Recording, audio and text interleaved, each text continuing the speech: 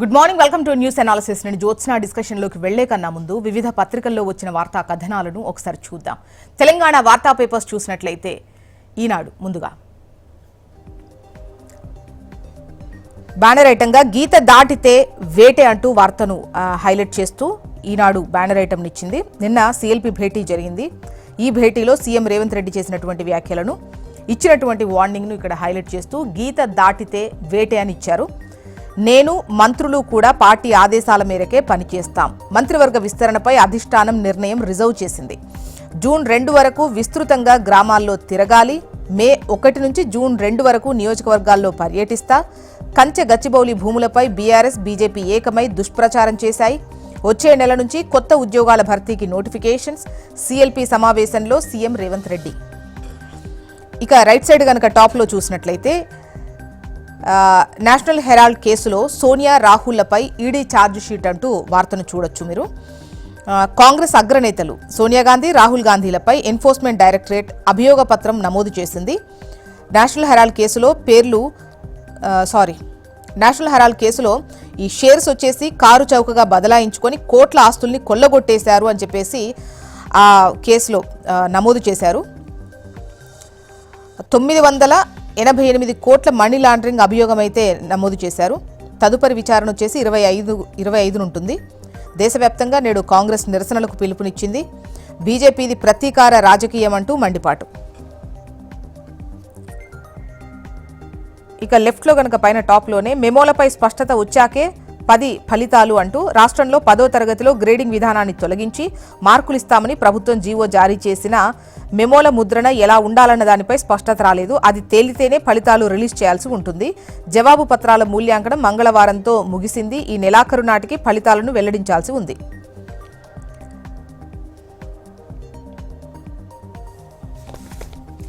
దాహం తీరేదెలా అంటూ వేసవి నేపథ్యంలో రాష్ట్రంలో పలుచోట్ల నీటి ఎద్దడి పెరుగుతోంది.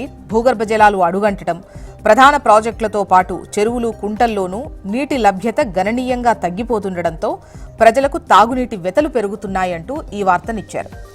ఇక కాంగ్రెస్ బీఆర్ఎస్లకు బిగ్ బాస్ ఓవైసీనే అంటూ విలేకరులతో ఇష్టాగోష్ఠిలో కేంద్ర మంత్రి కిషన్ రెడ్డి చేసిన వ్యాఖ్యలను ఇక్కడ హైలైట్ చేశారు. నెక్స్ట్ ఆంధ్రజ్యోతి పార్టీ లైన్ దాటొద్దు. నిన్నటి సిఎల్పి భేటీకి సంబంధించినటువంటి వార్తని హైలైట్ చేస్తూ సీఎం రేవంత్ రెడ్డి పార్టీ నేతలకు చేసినటువంటి సూచనను ఇక్కడ హైలైట్ చేస్తూ ఆంధ్రజ్యోతి కథనాన్ని ఇచ్చింది. పార్టీ లైన్ దాటొద్దు అని మంత్రివర్గ విస్తరణపై అధిష్టానం నిర్ణయం తీసేసుకుంది. ఇక నేషనల్ హెరాల్డ్ కేసుకు సంబంధించి A1 Sonia, A2 Rahul Gandhi chargesheet దాఖలు చేసిన ఈడీ, శామ్ పిట్రోడా, సుమన్ దుబేపై అభియోగాలు విచారణ అర్హమా కాదా? 25న కోర్టు నిర్ణయం. ఈడీ విచారణకు హాజరైన రాబర్ట్ వాద్రా. ఇది చట్టబద్ధ పాలన ముసుగులో ప్రభుత్వ దాడి, విపక్షంపై రాజకీయ ప్రతీకారం. కేసీ వేణుగోపాల్. నేడు దేశవ్యాప్త ఆందోళనకు కాంగ్రెస్ పిలుపు. నెక్స్ట్ నమస్తే Telangana.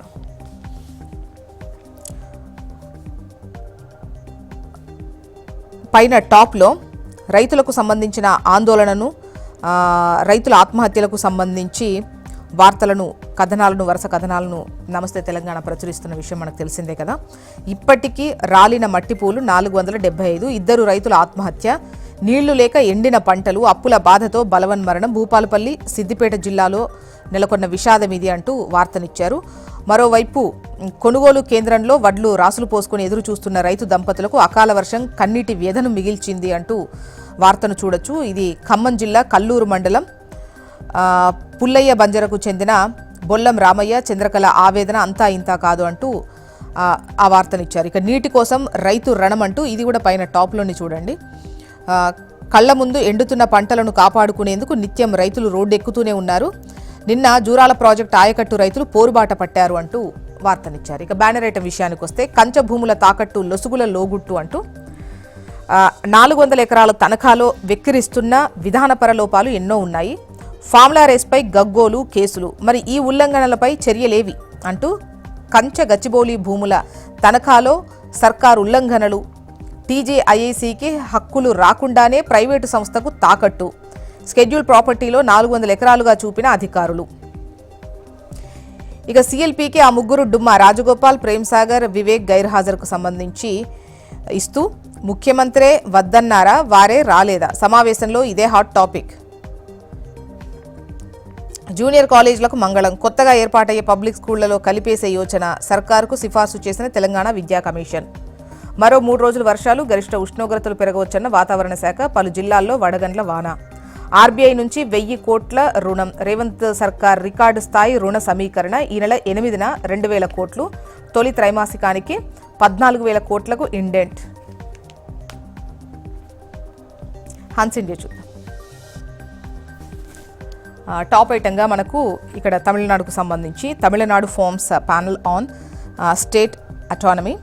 Tamil Chief Minister M.K. Stalin on Tuesday announced the formation of a committee led by a retired Supreme Court judge to examine and recommend measures for the state's autonomy, alleging that the centre was steadily encroaching upon the rights of states.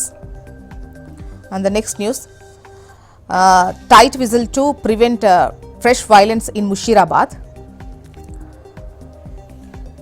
New York City declares April 14th as Ambedkar Day. Congress cabinet expansion faces severe birth pang. Every legislator want to slot in the ministry. And the Amit tariff row, India US to hold another round of trade talks. ఇవి Hans ఇండియాలో వచ్చినటువంటి వార్తా కథనాలు. AP వార్తా విశేషాల్లోకి వెళ్దాం. ముందుగా ఈనాడు. SC వర్గీకరణపై ordinance అంటూ banner ఐటమ్ను ఈనాడులో మీరు చూడొచ్చు. 2-3 రోజుల్లోనే జారీ. ముసాయిదా ఆర్డినెన్స్కు మంత్రివర్గ ఆమోదం. డిఎస్సీ నుంచే వర్గీకరణ అమల్లోకి. 26న మత్స్యకారులకు 20,000 ఆర్థిక సాయం విడుదల.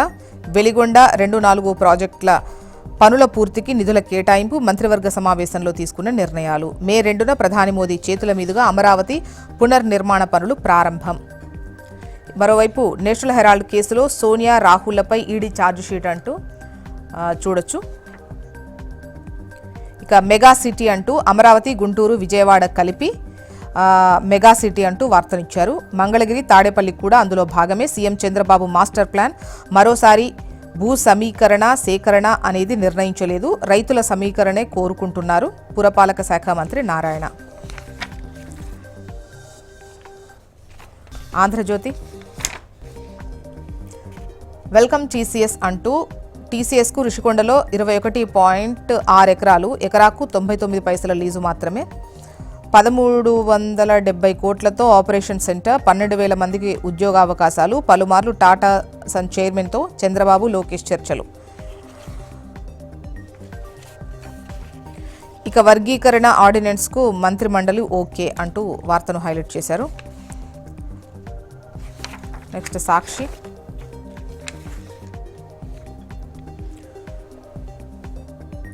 ఫీజుల షెడ్యూల్కు బూజు అంటూ గతి తప్పిన ఫీజు రియంబర్స్మెంట్, ఊసేలేని వసతి దీవెన, లక్షలాది పేదింటి కుటుంబాల్లో పిల్లల చదువులకు దక్కని భరోసా అంటూ ఫీజుల బకాయిలు చెల్లించని టీడీపీ కూటమి సర్కార్. ఇక ఈసీ తీరు పూర్తిగా అనుమానాస్పదం. ఓటర్ల డేటా ఎందుకివ్వరు? మండిపడ్డ రాజకీయ పార్టీలు, స్వచ్ఛంద సంస్థలు. మొత్తానికి ఇవి ఇవాళ వివిధ పత్రికల్లో వచ్చినటువంటి వార్తా కథనాలు. ఇప్పుడు ఒక చిన్న బ్రేక్ తీసుకుందాం. బ్రేక్ తర్వాత డిస్కషన్లోకి వెళ్దాం. Stay tune.